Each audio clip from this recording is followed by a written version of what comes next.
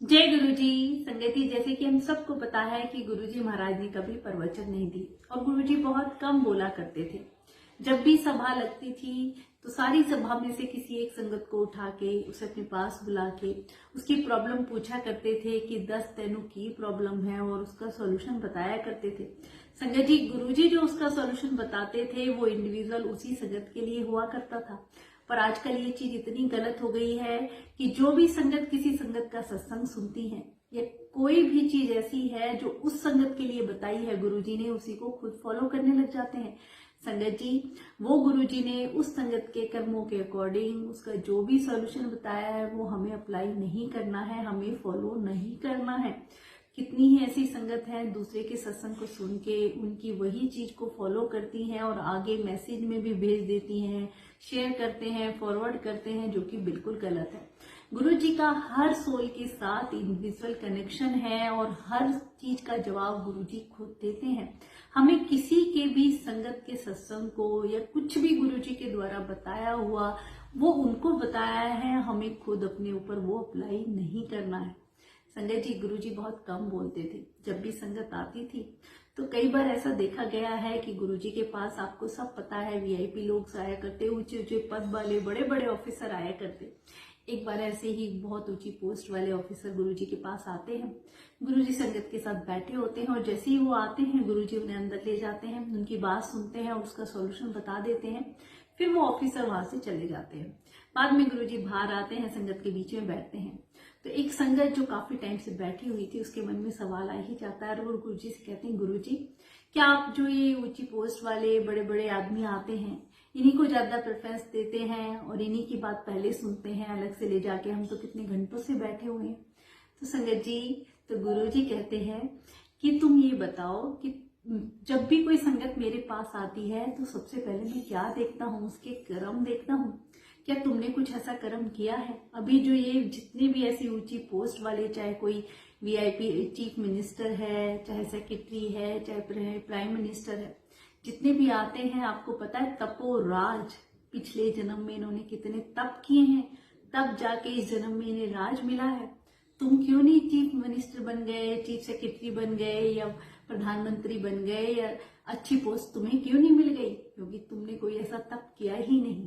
तो तुम ही बताओ, जब ये इतने तप करने वाली आत्माएं मेरे पास आती हैं तो मुझे भी रिगार्ड में उन्हें सम्मान देना पड़ता है और उन्हें प्रेफरेंस देनी पड़ती है।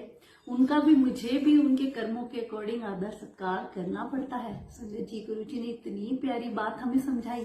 तो आप देखिए ना संजय जी कि जीवन में जप करना, तप करना, पूजा पाठ करना कितना जरूरी है। संजय जी, आज से हम भी ये बात अपना लें कि अगर हम इस जन्म में जब तप करेंगे तो अगले जन्म में गुरुजी हमें भी प्रेफरेंस देंगे और हमें भी वो राज मिलेगा और हमारी हर मुराद पूरी होगी। जो भी सत्संग सेवा सिमरन करता है संजय जी, वो कभी व्यर्थ नहीं जाता है। अगर हमारे कुछ बुरे कर्म है पिछले जन्म के तो वो इस जन्म में हमें भोगने हैं, पर इस जन्म के जो कर्म है हम अगले जन्म में भोगेंगे। तो इस जन्म में हमें ज्ञान हो जाए कि गुरु की भक्ति और जप तप से बढ़ के कुछ नहीं है और उसमें ही हम लीन हो जाएं, तो संगत जी आगे जाके हमें भी भगवान से वो मान सम्मान मिलता है, वो तपोराज मिलता है संगत जी। और गुरुजी महाराज ने तो इतना सब कुछ दिया है हमें, केवल हमें उन्हें याद करना है। आप केवल गुरुजी को अपने जीवन में कोई भी ऐसा काम करते हैं बस गुरुजी को याद कर ले। आपका कोई भी काम हो, उठते बैठते सोते जागते गुरुजी की याद में रहें और वो याद ऐसी हो जानी चाहिए संगत जी, हर सांस के साथ गुरुजी का नाम निकले। तो आपका कोई ऐसा काम नहीं है जो गलत हो जाए, क्योंकि उसमें गुरुजी का आशीर्वाद शामिल होता है। जब गुरुजी तो खुद कहा करते कि तुम्हारी यादों में मैं ऐसे होना चाहिए हूँ कि जब तुम लिपस्टिक भी लगाते हो शीशे में देख के तो मेरा चेहरा दिखाई दे। तो संगत जी देखिए ना, प्रेम, एक भगवान के प्रति हमारा इश्क, हमारा प्रेम, हमारी भावना सच्ची ऐसी होनी चाहिए कि वो हमें हर पल याद रहे। आप खुद ही सोचिए, महाशिव परमात्मा जो हमारे हर पल साथ रहेंगे तो क्या हमारे साथ कुछ बुरा हो सकता है?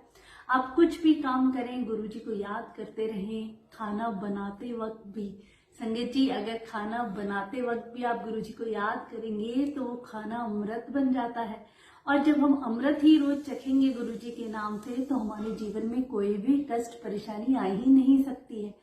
तो हर पल गुरु जी को याद करें। मैं बार बार अपनी वीडियो में यही कहती हूँ, क्योंकि गुरु जी ने अपने वचनों में भी कहा है कि तुम मैनू याद करो, मैं तुम्हारे काम करांगा। और कुछ भी करने की जरूरत नहीं है संगत जी, ना ही हमें किसी की बातों को फॉलो करना है। गुरु जी ने जो भी मैसेज देना है इंडिविजुअली हर संगत के साथ अलग उसका एक कनेक्शन है, वो हमें फॉलो नहीं करना है, ना आगे शेयर करना है। आजकल सोशल मीडिया पे इतना कुछ चल रहा है, गुरु जी के नाम पे ऐसे ऐसे मैसेजेस आगे फॉरवर्ड किए जा रहे हैं, शेयर करे जा रहे हैं। संगत जी वो बिल्कुल गलत है। हमारा कनेक्शन हमारे गुरु जी महाराज के साथ है, हमें किसी भी थर्ड पर्सन की जरूरत ही नहीं है संगत जी। वो हमें हर क्वेश्चन का आंसर खुद देते हैं। वो ऐसे हमारे रास्ते खोल देते हैं कि हमारी हर मुसीबत, जो भी कोई परेशानी होती है, उसका सॉल्यूशन सामने नजर आ जाता है। बस हमें ये फालतू की जितनी भी वहम, नियम और भ्रमों में डालने वाली मैसेजेस हैं। किसी भी संगत का आप सत्संग सुनते हैं तो जो गुरुजी ने उस संगत के लिए बताया है वो केवल उसी के लिए है। ऐसा नहीं है कि उसे हम भी फॉलो करने लग जाएं और जो असली चीज है गुरुजी की भक्ति, गुरुजी के साथ प्यार, उसको हम छोड़ देते हैं। जितनी भी मेटेरियलिस्टिक चीजें हैं संगत जी, सब यहीं रह जानी है।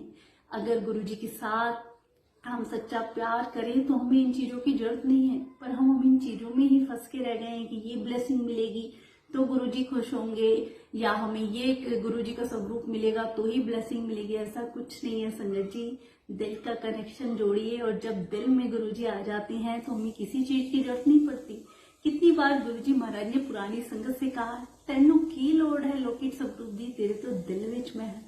तो संगत जी, इन्हीं गुरुजी के जो ऐसे अनमोल वचन है महाशिव जी के मुख से निकले हुए, वो हमारे लिए जीवन जीने का ढंग सिखाते हैं।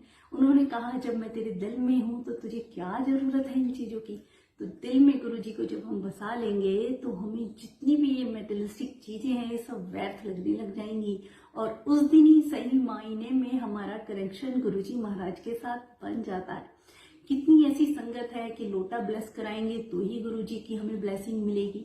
अरे लोटे में भी तभी ब्लेसिंग आएगी जब आपका विश्वास, भरोसा गुरुजी महाराज के प्रति सच्चा होगा। वो क्या देखते हैं, हमारा भाव ही तो देखते हैं। गुरुजी खुद कहा करते हैं, जब भी कोई संगत आती है तो सबसे पहले मैं उसका दिमाग पढ़ता हूँ, किस भाव से आया है, क्या इसके दिमाग में चल रहा है।